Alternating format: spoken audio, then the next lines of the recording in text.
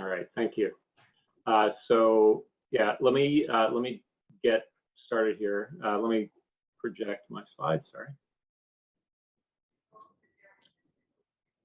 You'd think after nearly 2 years of this, we could get going. There we go.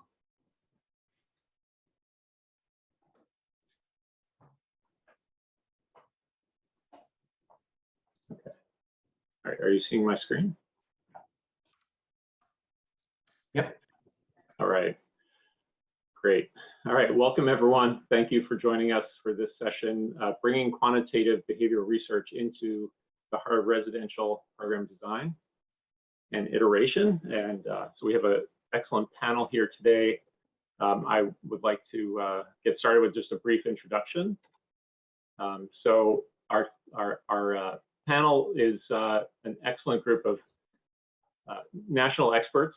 We have Owen Howlett from SMUD, Courtney Henderson from Sea Change Institute, and Brian Arthur Smith from PG&E, and Dylan Sarkeesian from Energy Solutions. And we would love to have some live engagement. So if you could also join us in the chat, chat your questions, connect with your colleagues, and we'll get started here. So I guess just to start with, I would like to kind of set the tone that all of this effort is in the context of the climate urgency that we know we face. We're in the midst of, or near the end of COP26, a lot of, nearly 200 nations coming together to set these climate targets and then really put everything into action.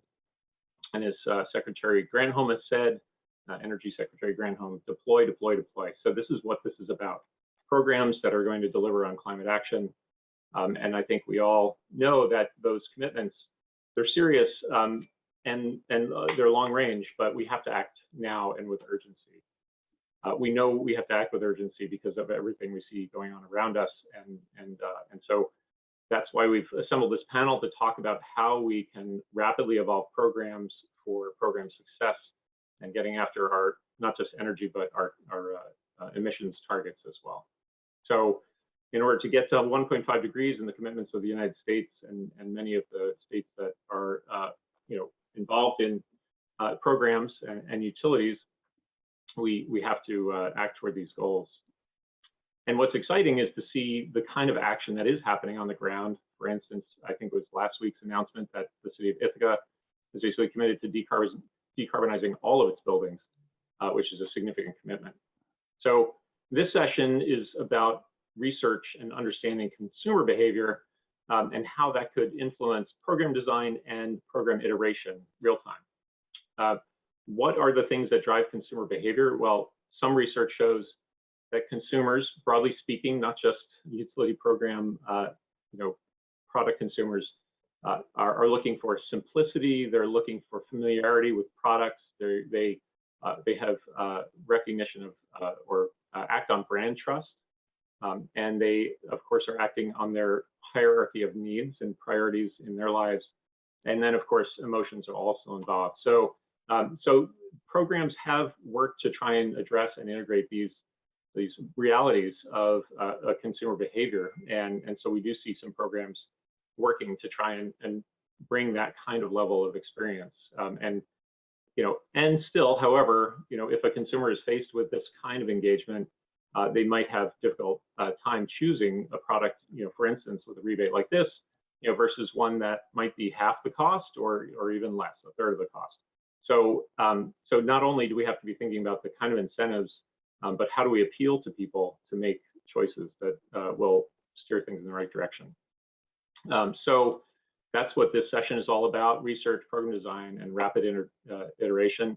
At NBI, we've been partnering. This is a partnership with ACEEE to convene program administrators, utilities and program administrators, to try and work towards whole building programs. We also are working to facilitate the Advanced Water Heating Initiative as a national and regional initiative to advance the adoption of advanced water heating, heat pump water heaters, and market transformation of that particular segment of the industry.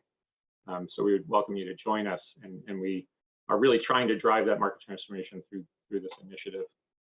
And so, I'll leave on one note, which is that, we know consumers are driven by certain emotional and behavioral responses. And we also know from marketing that things like puppies and babies are really great marketing tools. So, what if, well, all jokes aside, I really want to, welcome the panel and we'll jump right in.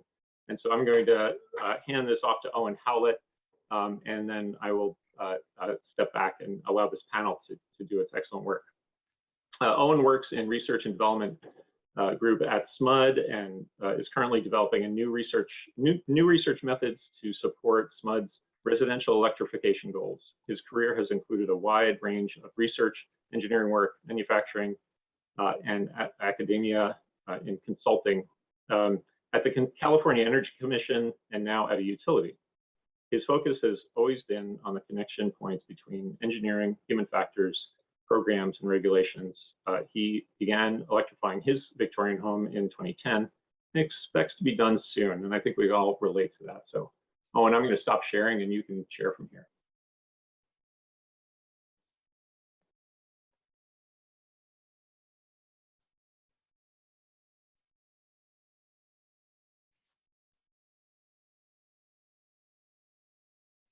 Owen, you're on mute.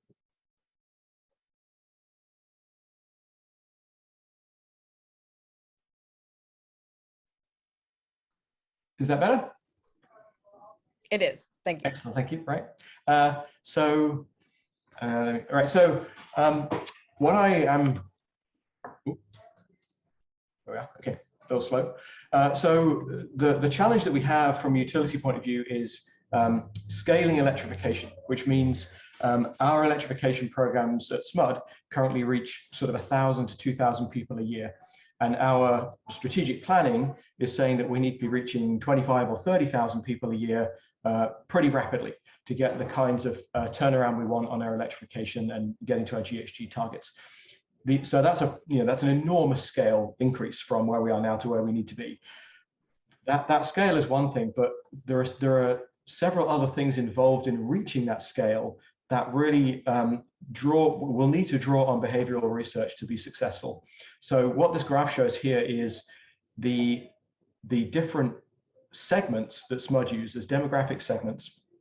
And if you look at the very beginning of the graph in 2020, 2021, it's almost all that dark orange segment, recycling and rebates. And we define those customers as having a high propensity to take part in programs, having the disposable income and all these kinds of things. There are likely participants. But when we get out to 2030 and 2035, then we have to be reaching almost all of our customers. We can't be, selective. We more or less got to reach everyone. And toward the end of our programs, we have to reach the people who are defined as being hard to reach. These are customers whose segment is defined as being a hard to reach segment. So how do we get to those customers? We have never got to them in the past. And so we don't yet know how to do it. We have to learn how to reach a lot of those customers. How do we get there? Well, typically utilities use an M&V process to figure out whether the programs that we're running have been successful or not. The problem with that is that a typical M&V cycle is 3 to 5 years, and we don't have very many 3 to 5 year cycles left before we need to be ramped all the way up this curve. So we're not going to have very many bites of the cherry, very many opportunities to learn from our own mistakes and learn from our own successes. So to accelerate this pace of change, we need to somehow make these cycles more rapid. We need to move that 3 to 5 year cycle to being a 1 to 2 year cycle, so we can learn our lessons.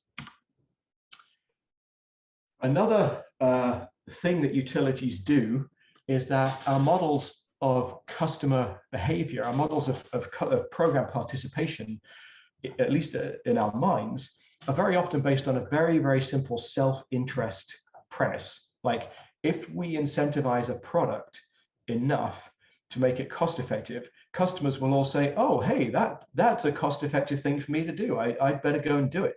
Of course, that's not really how customers behave. And we've begun to think more recently in terms of psychographic factors and segmentation. But another factor that may come into play here, and I don't think this is given enough attention, is that electrification is part of a broader environmental shift, an increase in environmental consciousness. And in that regard, it's a lot like other social movements that have happened in the past. Things like giving disabled people access to buildings, gay rights, civil rights. So all of those social movements historically have moved through a series of phases. And there's a whole academic field of studying these social movement phases and how people want to get involved at each phase. So some people prefer to be involved at the very beginning because they like acting alone. Other people prefer to be involved in the middle because they want to be part of a group and making changes as a group. Other people are just less interested and will only do it at the end when they think there's something in it for them, or it becomes a social norm. So understanding how to involve people, how to involve customers at each phase of the electrification process is something that we need to get our heads around. How do we do this? So from a utility point of view, ultimately, to be successful, stuff needs to be cost effective. We need to get it into a building code. We really want to get it into a building code because then we can stop paying for it and individual customers can start paying for it. So getting stuff into building codes is really our ultimate grail. And to achieve that, we need to reduce cost. And we tend to think about cost in the utility world in an engineering sense. So on the right-hand side here is the total measure cost. You can see it's influenced by things like permit cost, installation cost of the equipment, the parts of the equipment. But if you trace that back a bit further onto the left-hand side of the slide here, what really affects those things? Well, it's things like what equipment the customer chooses to install and what scope of work they choose for their own home. Are they doing a big piece of renovation work, or is it just one appliance? And then how do they choose to procure it? Do they get it from the absolute cheapest contractor? Do they get it from a contractor who's going to give them a 10-year warranty and be on the phone the whole time with them? All of these factors are behavioral factors. But in the utility world, we tend to think of measure cost as being basically an engineering question. It's absolutely not. It's a behavioral question. And we need to figure out how to gather better data and do better analysis to understand the behavioral factors in cost.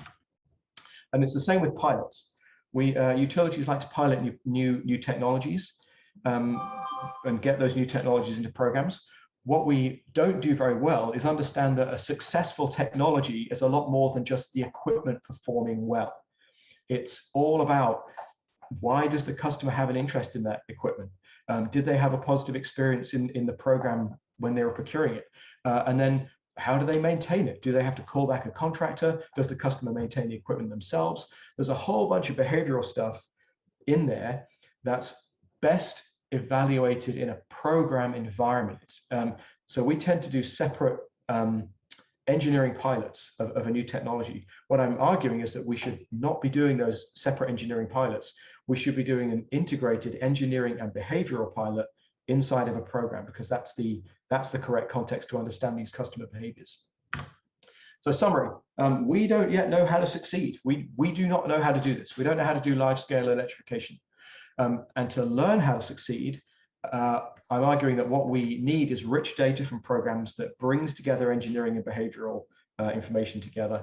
And we need to integrate that research into program designs, and we need to rapidly learn from that research as we do it within a program context. I believe we're taking questions at the end. Ralph?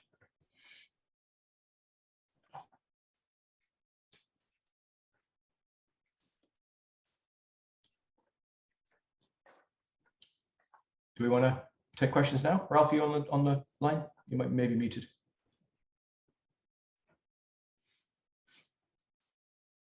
Oh, Ralph may have had to leave. Okay. No, it looks like Ralph left. Okay, right. Maybe Ralph's having some IT trouble. I will pass the baton to Courtney. I don't have a bio for Courtney, so I will let her introduce herself. Okay, well, good morning, everyone. It's such a pleasure to be with you all today. I'm really excited to continue this conversation. A little bit of background, I'm a behavioral scientist by training. I come out of a public health and energy background. And when I'm not working on energy and working with utilities, I work on a lot of this for my town. I live in the town of Truckee, and I was elected to public office last year. I am the town's vice mayor. So with that, we'll go right into our conversation. A little bit more about why we care about bringing data into the heart of our program design, implementation, and iteration. Energy savings at the meter are a lagging indicator. They are wonderful for telling us what has happened in the past and taking that retroactive look. But they're not fabulous for really informing those opportunities that Owen just talked about to provide fast feedback and those earlier insights. And of course, there's a lot of reason why we need to move much more quickly in order to meet our decarbonization goals. We can also integrate a lot of customer insights really early on in that spirit of continuous improvement and iteration. And I can tell you, I see that a lot in sort of the healthcare and public health industries. So we're all here to learn from each other. So as I'm talking, I'd love to see you all kind of putting in the chat any particular indicators or metrics that you're looking at to provide that faster feedback. When I talk about data today, I'm intentionally casting a very broad net. And the reason for that is because that broad net gives us more opportunity to integrate those data insights. So some of the metrics that I think about: customer awareness, perceptions, willingness to take action, specific behaviors. We can look at click-through rates. We can use eye tracking studies to understand how our customers interact, for example, with our website or a rebate portal. We can look at participation rates, net promoter scores, and so much more. Often, I think we have a tendency to sort of jump right into the design of a program, a service, or solution. And we focus really well on data insights as part of formal evaluation, and less so in informing that continuum and evolution of our programs. So what I propose we should be doing is really starting here. First, we always need to define our audience. Who are we actually trying to reach with this? What is the behavior we're trying to change? And sometimes that can be multiple different behaviors. We then have to go in understanding, what do our customers think, have, and know? And all of that is within a much broader context. Our customers don't live in vacuums. They're influenced by so many things in their day-to-day lives: culture, environment, community, and the infrastructure that's actually available to them. So we're able to change our customers' behaviors by looking at the current behavior and mapping it to our target behavior, and then addressing barriers in terms of what our customers have, think, and know, or by specifically changing the context for them. And next, I'm going to jump into a couple of specific examples of how to integrate data into design and actually drive behavior change. So we talk a lot about prototyping within energy. We rarely talk about a concept called pretotyping. This was a term that was originally coined by Albert Savoya. He was a former engineering director at Google. And I love this quote from him. He said, "Make sure you're building the right it before you build it right." Utilities and many of us often spend so much time, money, and resources building it right, whatever that it is. And we don't always know if it's the right it that we're even building, because we haven't necessarily taken enough time really early on to gather some of those initial insights that can inform our design and eventual deployment. Pretotyping is also important because, quite honestly, the odds are often stacked against us. Many new products and services fail. They don't reach the customers for whom they're intended. We don't see the participation that we're hoping to see in order to meet our energy goals. And failures are really an unavoidable part of our innovation process within the energy industry, and indeed within any industry. And that's where pretotyping really comes in. A pretotype is a mocked up version of an intended product or service. And the sort of key aspect of this is that it can be built quickly and efficiently and cheaply. So it allows you to fail and to fail fast. Some failures are good, the failures that allow you to do it quickly, to go back to the drawing board and to move on before you've invested tremendous amounts of resources. For a pretotype, you usually decide on some key features that you're really interested in and start gathering your quantitative data, collect customer feedback, understand how they're going to interact with it, how they're going to use it, so that you can use those initial data insights to continue to inform your program design and iterate on that. And after successful prototyping, we often can then move on to prototyping. That's much more detailed. We really do that after measuring customer interest and use. And it allows us to test if the solution can even be built, for example, from an engineering and design perspective or a back-end systems perspective, and if it'll work as expected. This is also a quote that I absolutely love. Don't find customers for your products. Find products for your customers. And I think this is a really, really important takeaway. Using methods like prototyping allow us to gain those early data-driven insights from our customers. Using prototyping allows us to fail. We can fail fast, we can recover, and redesign quickly. So we're going to look at two specific examples together next. And this one comes out of the health field. Full disclosure, I told you I was out of the public health field originally. I spent about a decade there before I moved into energy. And this is one of my absolute favorite examples. This is using empathetic design thinking.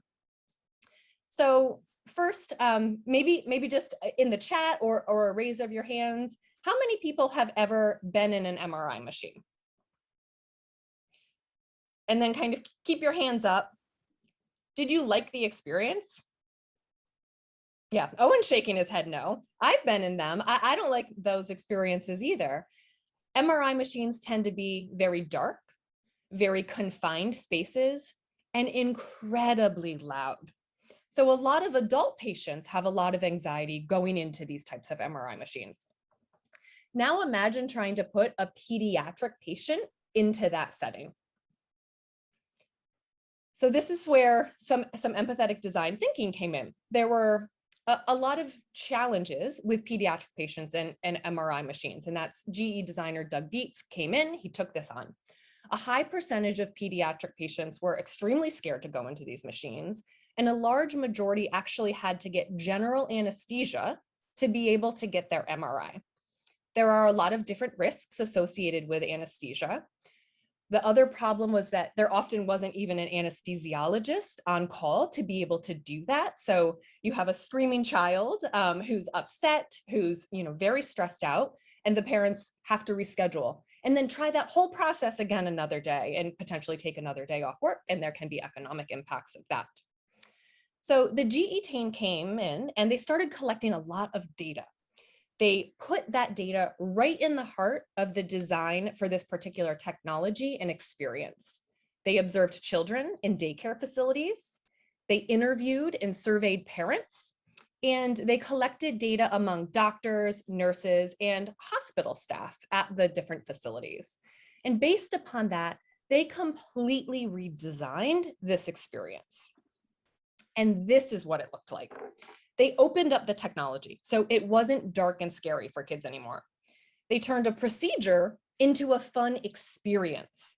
This is their pirate ship adventure series. You can see they opened everything up. They've used bright, fun colors. They actually painted the walls leading into the room itself. So as children were walking down, they were started to get excited.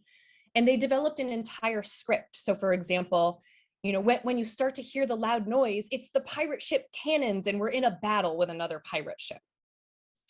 And at the end of the MRI, kids got to go and pick some pirate booty treasure out of a little treasure chest. The results, absolutely phenomenal. Patient satisfaction scores went up 90%. The need for anesthesiologists declined significantly. And that also meant that more patients could actually be scanned in a given day. And that has economic impacts for the health facility. And families didn't have to deal with the rescheduling and attempting to come back. So imagine, just for a moment, what would an empathetic design approach look like in energy? For your customer programs, your offerings, your solutions, how would you integrate something like this? Let's take a look at an energy-specific example. This is an employee engagement program that our team at C-Change worked on a couple of years ago. And you can see here that I'm already bringing this back to our target audience and our target behaviors. So the intended audience for this was staff in 3 different service centers, and there were very specific behaviors: reducing energy by unplugging electronics, reusing cups and bottles, and recycling. And moving into that context, what do these folks have? Well, they have different personal electronics. What do they think? Sort of a low baseline understanding that we measured of different types of actions to take.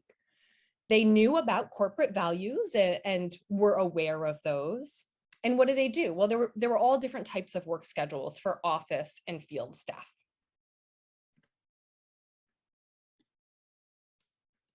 Okay, so what did we do? Well, we used a lot of different type of data collection to inform this particular intervention. This was only a 12-week intervention. So I'll say upfront, the goal to decrease resource use, when we looked at energy use at the meter, this would have been wildly unsuccessful. We didn't see those energy savings realized within a short 12-week period. But we did see some really exciting results. So we collected enrollment data, campaign feedback surveys. We did pre and post tests to look at things like changes in attitudes, knowledge and awareness, changes in actual sustainable behaviors. And by those metrics, it was incredibly successful. People knew more by the end in that pre to post test. Their attitudes had changed overall. They were taking more of those behaviors and actions that the program was really intended to drive. So my parting thought for today, and really it's a challenge to everyone, is to work with your customers, not against them. I'm reading a book right now. It's 100 Great TED Talks on Innovation. And in her 2019 TED Talk, Nancy Rademacher described how every single company now has a new boss, the customer. If we're serious about innovation, if we're serious about meeting our decarbonization and climate goals, then we have to integrate customer insights and data with much faster feedback loops into the heart of our program design. Thank you so much, everyone. And if you want to talk after, I know we'll be limited in time today, but always feel free to reach out. I'd love to continue the conversation outside of BECC as well. Thank you, Courtney. So our next panelist is Brian Arthur Smith. Brian has spent the last few years developing normalized metered energy consumption, which is known as NMEC for PG&E. And now that California utilities have to outsource their program design and implementation, which means they pay implementers based on how much energy the programs save, there's a key question, which is how closely will the energy savings shown on NMEC dashboards reflect the savings that impact evaluations find? And that's what Brian is working on right now. When not working, Brian is rehabbing his 1912 San Francisco home, including energy efficiency retrofits. Brian, I feel your pain. Thank you, Owen. And can you hear me okay? Yep. Oh, great. It's a pleasure to be with you all here today. And I'm just going to take a few minutes to speak with you to pile on, if you will, about things that Owen began and then Courtney followed. So I think that you could characterize many things that Owen was saying about how to accelerate adoption for electrification by really pushing things through customer segments and trying to push them quickly. And I think I could characterize a lot of what Courtney was saying as really pre-testing concepts quickly, prototyping them, and allowing ourselves to fail quickly so we can accelerate the whole testing process. And what I want to talk about is another way of getting insights about customers to help inform targeting and really understanding of what customers are actually doing using behavioral data and actually getting data from the customers, but in a sort of an indirect way by actually studying the consumption by looking at AMI data, that is data coming from smart meters. Now, of course, I think most of the people are on this call may be familiar with many of the ways that that is the community, are using smart meter data. And many of these are listed on the screen. We're using it now, as Owen indicated in my bio there. We're using it actually to compensate program implementers on a performance basis. In things like site level INMEC, we can look immediately after we've installed measures to make sure that they're actually dropping the load as seen at the meter. And if they're not, it's time to roll trucks in and adjust them through functional testing. We can even identify non-routine events if that's going to be a problem. We'll have to make adjustments when we're calculating savings. And of course, then we can get the behavioral insights from the interval level data. What we're doing now is we're computing things called savings load shapes. So we can find out time of day, time of the year when savings is occurring, because of course, the duck curve that people may have heard of, savings during midday are really not helping us with saving grid resources, because we have so much additional supply in midday. We need now more supply when the sun goes down. And so that's when the most valuable hours are for EE. So what I want to focus on is just some other insights we can get about customer behavior coming from interval data, AMI data, by focusing on these concepts that I list in green, customer attributes and customer features and the difference between them. And then one of the other things that we can derive from this rich data, this AMI data, savings magnitude and depth. Now, I only have a few minutes to talk about these concepts, but what I would invite you to do, if you're more interested, all of this data is public, or these concepts are public. And what you really need to do for these concepts and to understand them actually is to read papers. And it's all in the public domain. So one of the things I put at the bottom of the slides, most of them is, at least, is where you can find these papers. And why do we need to dig beneath the surface? There's a couple of graphs here that show what's been happening just at a real aggregate level, non-res and res. So at the top level, what you see is what's happened over the last couple of years since the governor in California put a shelter-in-place order in effect, that is in March of last year. And so what we see is aggregate consumption at SMB in 2019 versus 2020. What you see is when the governor put the shelter-in-place order in the SMB, we saw that consumption relative to the prior year plunged. And for the rest of 2020, last year, that consumption stayed low. Now, conversely, in the lower graph, we saw the opposite impact. When people had to stay at home, consumption raised, the blue line, even though it was trending down before. So at a macro level, of course, we can understand what is going on, but that in itself is not really going to help us really understand what's happening at an individual household level or an individual business level. And that's really what I would like to take a couple of minutes to talk about, and how we can get insight that's a little deeper than that. Now, normally what we do when we try to segment and we try to understand customers is we look at typical customer attributes. And these are listed here. I think most people are familiar with these. We look at how customers behave that are in different types of premises or in different types of climate zones. And that's really how we inform a lot of our targets. So these are really well understood by most researchers, and there's really nothing too surprising about any of these. But what is fairly new and relatively untapped by at least many that are doing this type of research are things that we call consumption features. And consumption features are things that we can derive in a fairly straightforward manner from interval data. And what I'm listing here are the three really fundamental fundamental building blocks or types of features that we can build in a fairly easy manner from 15-minute interval data, which is the typical type of interval data we have for non-res, or we have about hourly data from res customers, but that's not actually fixed in hardware. That's just what most utilities are setting for the collection rate.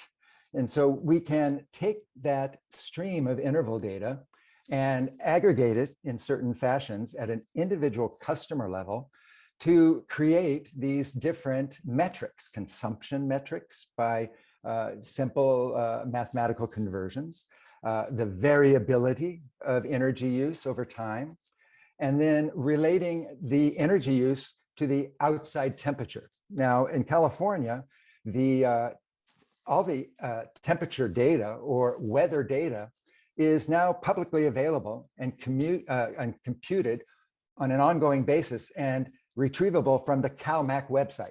So no one actually needs to even compute this themselves. You just point your browser to calmac.org, and you can grab the new Cal EE or CZ2022 data without even having to do that yourself. It's a very standardized, even includes solar irradiance data. It's calculated using by the same people that did the CZ2010 data set. It's all updated now. Baseload is another one. So you can capture the magnitude of always on loads. And there are pretty straightforward ways to do it that can be described. And again, the reference to how you do this is there. It's in a very nice paper done by Sam Borgeson and Brian Gerke. Sam Borgeson and his colleagues at Stanford have taken a tranche of PG&E data that we provided them and built an online tool called Wisdom. And you can actually download this tool and apply it to any interval data set and create, you feed in, once you download this tool, interval data set, and you can easily apply the tools in this online tool to create these types of metrics so that you can actually code and understand this behavioral data at an individual customer level. And this next chart is that I want to show you is a little bit intimidating, but the purpose of showing you this is not to try to take a lot of time and explain it to you. But what we see here on the bottom is, on the left in black, are the typical types of categorical data that we often use to understand groups of customers: climate zone, customer size, a business sector, et cetera. Now, on the right-hand side, we have more these customer-specific features of how they actually use energy. And what we have here is looking at prior participants in energy efficiency programs, and we try to predict which of these customers, just using these known factors of individual characteristics or features of customers, which of these predict how well these customers saved as participants in a prior energy efficiency program, and what percentage gain applying these factors predicted how well they did. Now, the battle of using these different attributes or features is clear in the battle. Now, you don't have to choose one or the other, but what this graph is showing is that if you had to choose one or the other, the impact of features prevails. So the lesson to take away from this is we can't ignore features, individual level constructed features of how individual customers use energy. Now, what's the implication of this? If we want to find customers that are likely to be adopters or profit, if you will, save the most from electrification, have inefficient AC systems, are the best prospects for heat pump programs, let's say, because they have inefficient heating, are inefficient cooling systems. The best way to locate them is by constructing features using open source tools to construct them. And here's another concept that you can use, this feature concept. You can find larger magnitude customers as prospects, or you can focus on deeper improvement customers. And I think I'm running out of time, but you can dig into this paper and focus on that concept, savings magnitude or depth. And you can cut that by customer size, and you can dial in how many customers you want to exclude. And the result is that you can find just, if you only want to exclude a few customers, what the impact of total savings will be. If you only want to focus in on small or medium or large customers, it's an amazing tool for targeting and an amazing tool for understanding groups of customers. And I'll just conclude with these few points. It's an untapped tool, by and large, that you can mine from past participants of EE programs. The tools are in the public domain. It's intimidating for people that don't do this, but it's not rocket science. Now, one of the things to keep in mind is that AMI data is really, it's the property of the customer. It's the customer's data. There are privacy concerns. The utilities maintain this data on behalf of the customers. And utilities, we gain by enabling access to this data to researchers. Doing so, it's an ongoing challenge because of privacy concerns, privacy regulations, but we in the utilities want to facilitate the availability of these data to third parties, and we want to collaborate and advance forward this concept of features. And with that, Owen, I'll turn it back to you. Thank you, Brian. Yeah, it's actually a whole area that I was unaware of until pretty recently, that the actual shapes of individual customers' load shapes are kind of a behavior. They give you some clues to behavior, and I get it's a whole sort of different way of unlocking it that I haven't been aware of. Also great to know that you guys are thinking so much about sharing data, because I really think that's going to be so important, that we can share consistent data between ourselves so that we can get more statistical power and we can learn things faster. Dylan is also going to be talking about data in just a second. Before that, I have an announcement, which is that Oracle is sponsoring our session and sponsoring, I think, the conference as a whole. Thank you, Oracle. Oracle says that influencing utility customer action at scale is vital to decarbonization. Who knew? Oracle applies behavioral science and artificial intelligence to maximize our role in achieving net zero targets. Learn more at oracle.com/utilities. I feel like a PBS announcer. So our next panelist is Dylan Sarkeesian. Dylan has dedicated his career to empowering data-driven decisions in clean energy, leading him everywhere from running energy audits of his high school to building financial models for a community solar fund. Now a policy analyst at Energy Solutions, Dylan leads data collection and public reporting efforts for the Technology and Equipment for Clean Heating (TEC) initiative, a California statewide space and water heating market transformation program. Dylan. Thanks, Owen. I won't make you say it 5 times fast.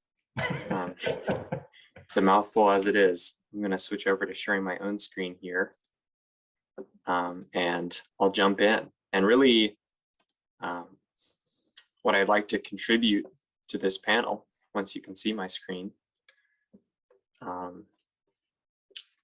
is an example of a program, an initiative, trying to use a lot of these customer engagement and understanding tools that have been talked about so far. And my screen seems to be not quite sharing yet for me, so I'm going to give that 1 second. Hey, Dylan, we see your screen now. Great, thanks. Okay, so in that case, I'll go ahead and get moving. So just to reiterate one thing right here, I am part of the implementation team for the Technology and Equipment for Clean Heating initiative. Energy Solutions is the prime implementer, but we have several partners, and one key partner that I call out right here is Recurve, which is really critical to our understanding of customer behavior and uses a lot of the very tools that Brian just talked about based on past customer electricity consumption and gas consumption to understand and predict future outcomes. So I'm working a lot with Recurve. I've learned a lot from them already and really excited to continue that relationship over the course of tech. But backing up, just so that we understand where is tech coming from, where does it fit in California, why has it started now? I wanted to call out a couple really important policy decisions that happened in California that led up to this initiative. First of all, that California has pushed to increase the statewide renewable electricity procurement goal to 50% by 2030. And so the fundamental thing to take away from this is that California's grid is becoming cleaner fast. That makes electrification something that more and more is an uncontroversial way to reduce greenhouse gas emissions. On top of that, we have even more ambitious, far-reaching goals. Senate Bill 100, Executive Order B5518, and Assembly Bill 3232 each set very ambitious goals for the state of California to have 100% carbon-free retail electricity sales by 2045, to be carbon neutral as an economy by 2045, and even before that, to achieve a 40% reduction in greenhouse gas emissions by the building sector, specifically by 2030. And that's where tech fits in. Tech, authorized by Senate Bill 1477, is administered by the California Public Utilities Commission, and TEC stands for Technology and Equipment for Clean Heating, along with BUILD, the Building Initiative for Low Emissions Development, are each charged with targeting low emissions space and water heating technologies in the early stage of market development that would assist the state in achieving its greenhouse gas emissions reduction goals, which we've just covered. And the way to really think about these two is that they're sister initiatives. TEC is focusing on market transformation, whereas BUILD is focusing on new construction and setting new precedents for how new buildings are made, whereas TEC is more about retrofits and individual equipment installations. So moving from here, the way that I would like to tie tech into what has been talked about so far is that we can go through these high-level program overview details, and we see that if we zoom out this far, maybe tech doesn't look so different. It's a long program. It's a 4-year midstream market transformation program. It has a $72 million incentive budget. We are targeting single-family and multifamily residences in gas IU territories. We're targeting heat pump water heaters and heat pump space heaters, particularly the unitary type of those. And we're funded by gas IU cap and trade allowances. So maybe a couple different features there, but altogether not drastically new until we zoom in and look at a few particular features that make tech different from these other numerous incentive programs that are already working to help decarbonize California buildings. So how is tech not just stacking in and further crowding this space? That started at the CPUC level. CPUC worked with stakeholders in the proceeding that authorized tech and created the program to incorporate a few new features that are really based off what has been talked about so far in this panel. We're working with other programs to layer incentives and target particular customers who stand to gain the most from installing heat pumps. We have unique goals that are based on greenhouse gas savings, market transformation, and in particular equity, where we have to allocate at least 40% of the benefits of tech to equity communities. And that takes understanding customers and segmenting and understanding which will benefit the most without suffering any of the negative consequences that can come from electrification. Furthermore, we intend to publish as much of the data that we learn through tech on a public reporting website. And finally, we're going to be working with our evaluators to implement an embedded EM and V approach, which I'm going to talk about in a second. So each of these features, I would say, the combination of those together in one initiative is new and a dynamic new way of implementing a lot of these practices in California. So when I say embedded EM and V, what I mean by that is embedded evaluation, measurement, and verification. And I'd like to thank C-Change and Awi for actually giving me this diagram to work with. It was very helpful to plan out how tech can use this concept of adapting to the data that we learn on who's participating and what their benefits are, and reiterating. So if we're going to start at the top, hopefully you can see my mouse. I'm starting up here at the work plan stage. So tech, a 4-year initiative. We just recently completed our work plan. And so we will be implementing tech through 2025. So we have a long time to work on implementing. And it would be a shame if we just created this work plan in 2021 and we dusted our hands off and we were done with it. And we were just going to implement exactly that plan for another 4 years without thinking about it again. So instead, what we're doing is iterating, where we implement what we plan. We then analyze the data that we gain from all of our different implementation avenues, which I can talk about in a second. And then we take that data and we build that back into our implementation process through this short cycle, which is just quarterly looking at who's participating and making quick adjustments to how we're doing implementation. But furthermore, we're also bringing that data to our evaluators. And in collaboration with our evaluators, we are revisiting our work plan on an annual basis, thinking about this data that we've learned over the past year and understanding outcomes. And finally, I just call out that another stream of this, the way this data will be used is that it's going to a public reporting site, which we will be maintaining, but ultimately will be an anonymous data set on everyone who participated in the program, as well as a few of the key initiatives that we carried out during program implementation. So when I say key initiatives and when I say implementation, I think I should give a little bit more detail on what that looks like. And I think this is a really interesting way where I can tie each of these pillars, the 3 pillars of the Tech Clean California initiative, back to some of these concepts we talked about. So just to run through these really quick to make sure we're all on the same page.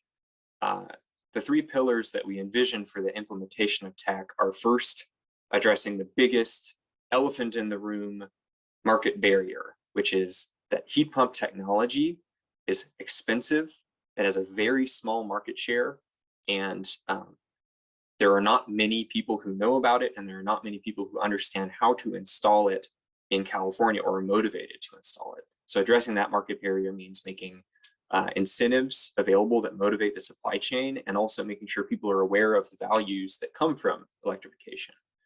On top of that, there are unique and separate market barriers that we'd like to address, and we're going to do that via 6 regional pilots that we're operating alongside our overall incentive program. And then finally, what we learn from these incentives and from these pilots is going to go into public reporting and analyses that we make available to hope to influence California's long-term building decarbonization framework, which you can see in this 3rd pillar. So thinking back, how can each of these tie into the concepts that we thought through? Well, first of all, to utilize embedded EM and V, you must have real installations. So we're trying to first at least guarantee that incentives motivate the supply chain. But also when we give these incentives, we have a really critical opportunity to get data on who is participating. So to do that, we're building an incentive clearinghouse, which will be a place where contractors throughout the state can go and apply for incentives for heat pumps as they install them. And then we would capture key data on the installation process. Secondly, with respect to the pilot programs, each of these 6 regional pilots is designed to test a specific research question and assert a hypothesis, engage the validity of that hypothesis. So thinking back to some of the things that Courtney talked about, this is about using behavioral research and using on-the-ground implementation practice to gauge, is this an actual viable solution to a market barrier? If you target a particular customer group, such as a multifamily customer group, what are the ways that engaging with them work versus do not work? And then finally, I think I've talked about this a little bit, but just to reiterate, the public reporting platform that we're building respect to Pillar 3 is going to let us take the lessons we learned, both the data, just quantitative, but also the high level, case studies, lessons learned, best practices from these first 2 pillars, and make that available so that this program isn't just about the success of the implementer, but it's about informing everyone else who's participating in this bustling decarbonization space in California. And I'm going to make it pretty quick talking about this last slide. I wish I could spend a little bit more time about it because it's what Owen and I like to geek out about the most these days. But this is just a sample of what would be available on our public reporting website for tech. There's a data, downloadable data set. And right here, I can't include all 80 fields that we plan to make available via this downloadable data set. But what I want you to imagine is each of these fields right here becomes a column, and then each row represents an installation that tech has helped fund. And we pull a diversity of data fields about that installation, both from the location and the type of equipment installed, and on the behavioral basis, what were savings, and can we map those savings back to any of these like demographic or locational features of the installation to understand, did they save on their utility bill? How many greenhouse gas emissions did they save per year? So this is a start, but ideally not the finish of making public data available on programs so that people can learn from that as we go. So I'm just going to iterate a couple key points to conclude here. This is me more or less getting on my soapbox. I hope that you appreciate what I have to bring to this.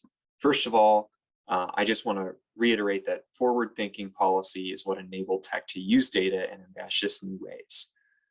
So back to the very Senate bill that created tech and to the CPUC decision that formulated this initiative, new techniques were used to make data more useful. Secondly, embedded EM&V is what allows tech to work with our evaluators and set very specific goals, adapt our strategy, and understand who's participating in the program. And finally, making extensive program data sets publicly available is what I think is the first step to enable data collaboration across programs and states.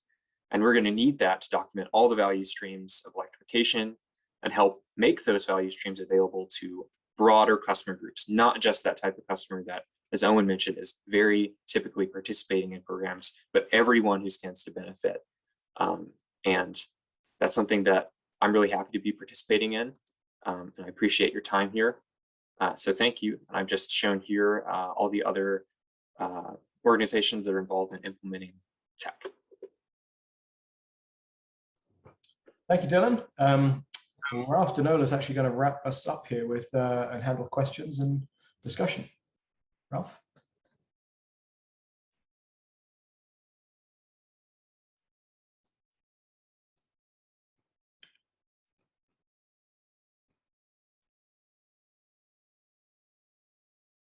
Well, maybe he's having a little difficulty again. Yeah, sorry. All right. Can you see me now? And should we take down the presentation, Dylan? There we go.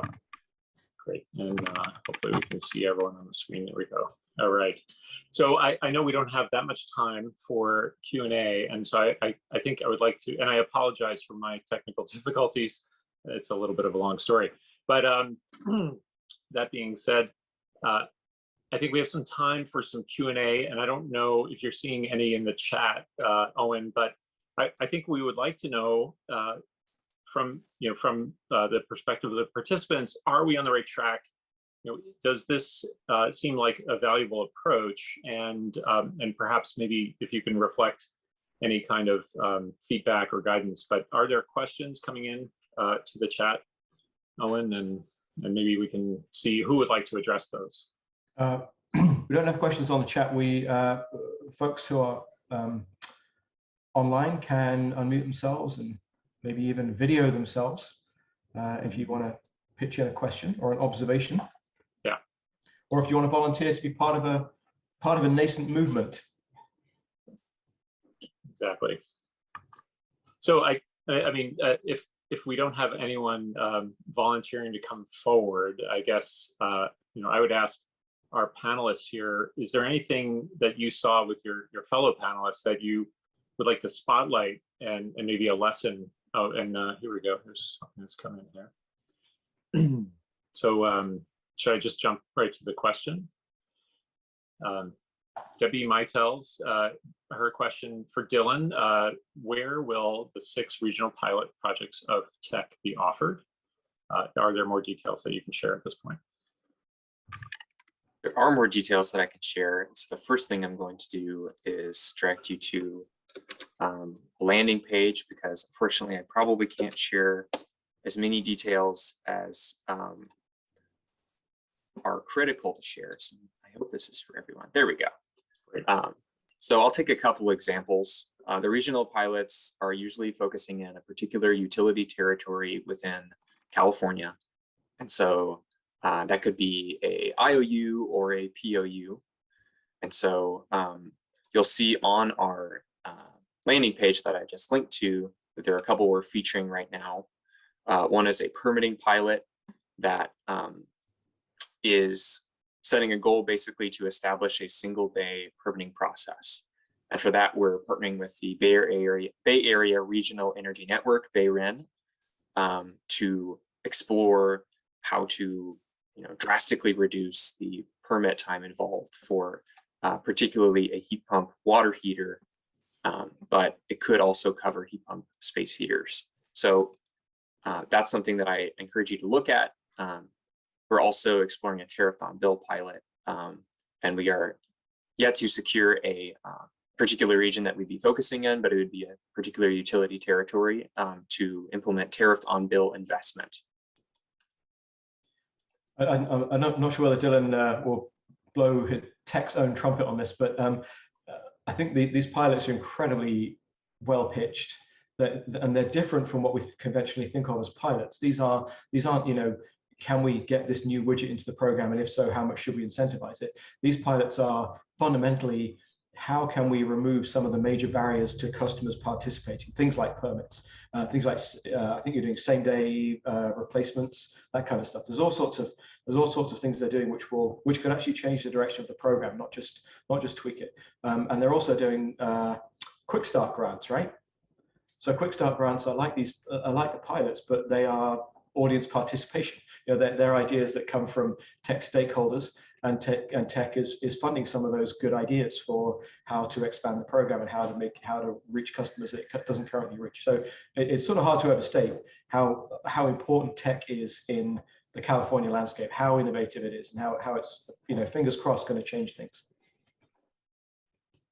Yeah, I would just quick plug. If you go ahead. If you do go to our landing page, you can sign up for updates and participate in our next stakeholder meeting on December 15th. You can find out about all of our Quick Start Grant recipients there. Yeah, and I was just going to say this tech program, while it is focused in the state of California, is certainly a model for the rest of the nation. And I think we're hoping to see more of this kind of market transformation program adopted in other places. Even in spite of it being from California. So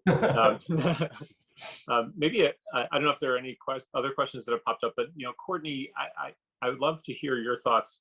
One of the things that we talked about in forming this panel is this question about scale, right? And the opening, the realization that we actually need to transform, I guess, nearly every building that exists, right? Which is probably about 130 million buildings.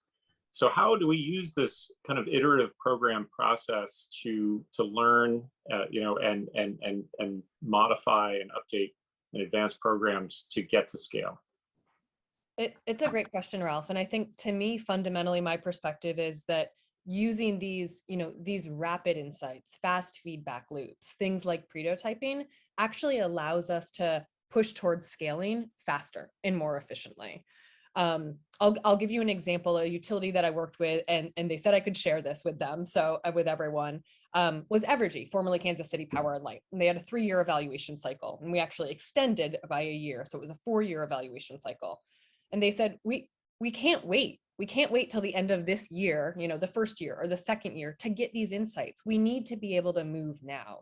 In their custom rebates program, they didn't really have good insight into the pipeline of customers, into the projects, how to actually move those projects forward and meet their energy goals. And so we did a lot of really, really interesting work embedded within that EM&V context to get really fast insights, looking at the customer journey, looking at barriers, looking at when they actually fell out of the program or became disengaged. And that gave the Evergy team, so Brian Feil and Kevin Brannon were the ones really leading this work with me at Evergy. They got tremendous insight into the pipeline. They actually built new tools to help their contractors with their customers to move projects forward. And they actually saw projects coming in really skyrocket. So they went up, I don't remember the statistic, but it was something like 200% in terms of custom applications and projects being proposed coming in. So that type of really fast feedback embedded in a 3-year EM&V cycle allowed them to pivot really fast and to better meet their customer needs and start meeting more energy goals as well. Great, and just maybe to build on that, so, and we talked with Dylan about this, like, having the foresight to have this actually built into the program, right? And it's not like you're asking for a modification to the approved program. And this is something that has to be, not only a lesson for utilities, but the regulators as well, right? To basically say, we need to intentionally design this in and actually have a methodology and a process for it. And that will help to make those modifications happen. I know we only have about 3 minutes left, so I don't know if the other panelists want to comment on this kind of getting program or adoption to scale, or if you have another topic you'd like to focus on, and just additional comments for the participants, because we now have about 2 minutes left. There's a question from Anne on the chat. Okay, I can't see that, so can you ask the question? From Anne Kelleher, has there been any work done to determine how barriers to uptake differ by customer segments, and whether that segmentation is done by consumption or features or another way? I don't believe there has. I mean, segments are something that in the utility world I think we talk about, but we don't really use. We use segmentation, at least in my experience at SMUD, as sort of a conversation guide. We don't look at it quantitatively. I can just name a couple.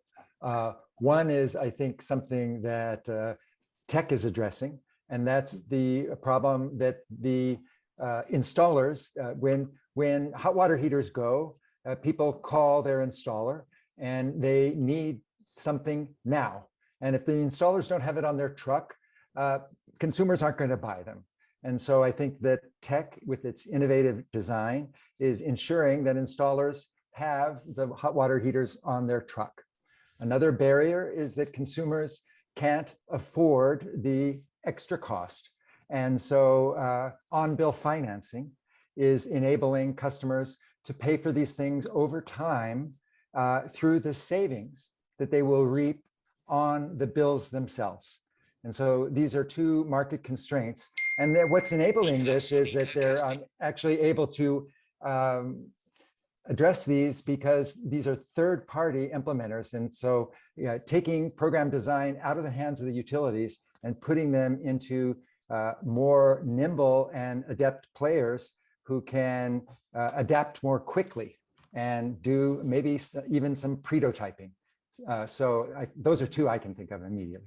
Great, and we're at time. I would say last word. And do you have a single word, or Other panelists want to do a quick comment? Dylan, you had your hand up for a sec. I think we have a hard stop, but go ahead. We're still in the last minute.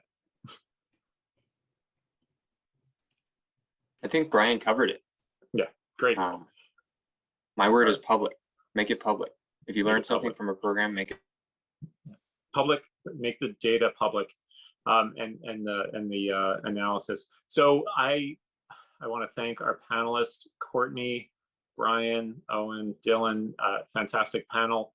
Apologize for my technical challenges, and just want to respect all of the people that participated. I think all of us would be open to additional questions after this session. The presentations will be available, and we're hoping that you have a great rest of the conference, and look forward to connecting with all of you. Thank you very much.